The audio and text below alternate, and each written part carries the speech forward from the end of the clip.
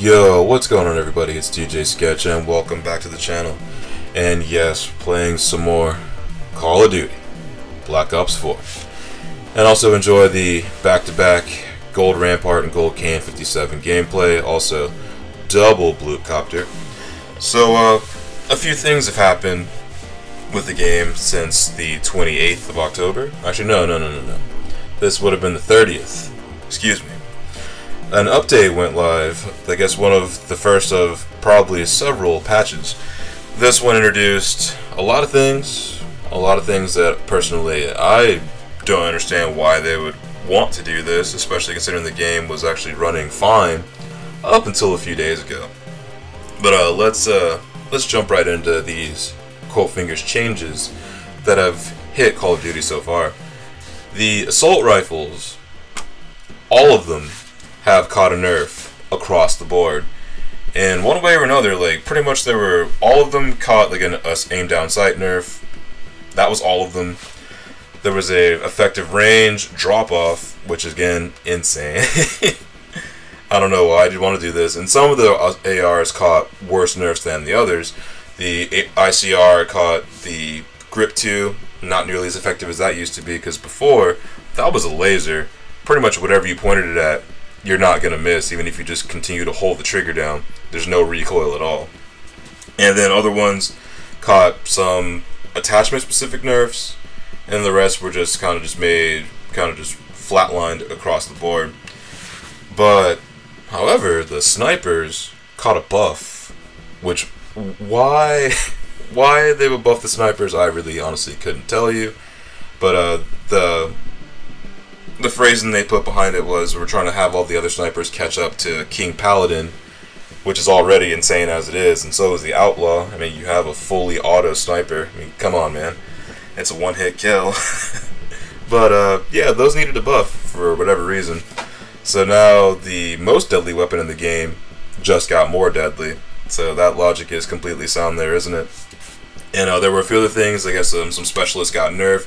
But Crash, they pretty much cut the cord on the drop in the assault packs. They went from being 100 score or 50 per pickup to 25. So they caught on to people pretty much like score street farming, which sucks. Honestly, that was pretty much like the character with built-in hardline. So yeah, they put a stop to that, and they made it not a lot harder, but a little bit harder to actually get your streaks with them.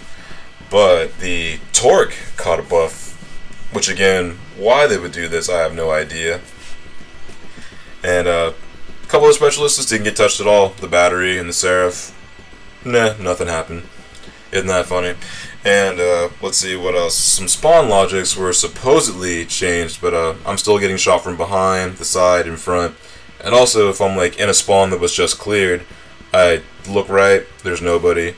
I look left, I'm getting rushed by the whole team. So yeah, the spawn logic improvements are really working out so far. But also probably the biggest thing, and also probably one of the things that has the most points of contention at the moment, is the Battle Pass has been introduced, also aka the Black Market. And it's not the same as Black Ops 3, which is kind of a good thing and a bad thing, but we're going to get to the really, really bad part in just a moment. So, for those who haven't heard about this yet, it's a 200 level tier system. And you have 52 days, or I think about a little less than 60 days to do the whole thing. The actual earn rate per level is about an hour, like 50 minutes to an hour to get one level of progression, regardless of game mode, if it's multiplayer or blackout. Which is, that's already asking a lot there, Treyarch. But that's not even the worst of it. So basically, to get to level 200 without spending any currency of any form, it's going to take you at least 8 days, playing at least 4 hours a day. And I don't know about y'all, but I don't have that kind of time. Don't let the gold camo fool you. I don't have that kind of time to play this game. And to also have to play that much for that length of time, that's just insane. And also there's still the issue that COD points are not available to use for buying off tiers yet, at least not for Xbox. Even though there's, for whatever reason, it's like throwing tons of them at people now, depending on what edition you got. And even if you got the dopest edition of the game, you're still aren't going to have enough to buy the entire tier or buy the entire system. You're just not. So I don't know if this is again I know this design is intentional. It's to get you to play the game more and also to hopefully get you to break open that wallet and toss them possibly another extra $160. Yes, I did say $160 if you want to buy every tier with COD points if you didn't get the special edition of the game. And that's just like, wow. That's insane, Treyarch. And plus with the earn rate being as slow as it is, and then with it also slapping a price tag on it, that's not a good look, homie. That's really not a good look. And also on top of that, contrary to what Vondahar just said in an interview not very long ago, there are time-gated characters that you can only get exclusive to the Battle Pass, which is something they specifically said they would not do.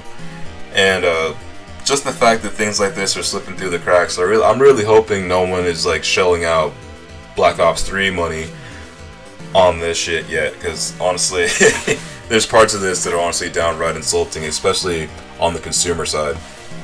And I'm hoping if there's another update, and also with this update as well, the SMG has caught a buff, quote unquote, but it's barely noticeable.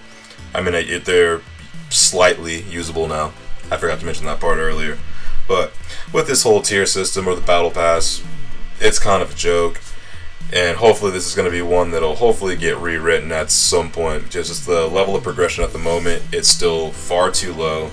I mean, you really have to consider the people that have lives and things to do and don't really want to be sat in front of the TV playing just Call of Duty for hours and hours and hours on end, especially if they don't have to. If you're going for grinds, I guess like the camo grinds, yeah, I totally get that. That's something that you get. No cash is involved besides the price of entry. That's it. But with this Battle Pass, I don't know, man. Honestly, I'm kind of not feeling it. And I'm hoping they're going to tweak this in some way to make this a little bit more fair, or, for lack of better words, a little bit more reasonable. But I guess time will tell on this one. And, I don't know, man. I just don't get what happened, because, like, the launch of this game actually went fairly smooth. Like, there were no issues really whatsoever.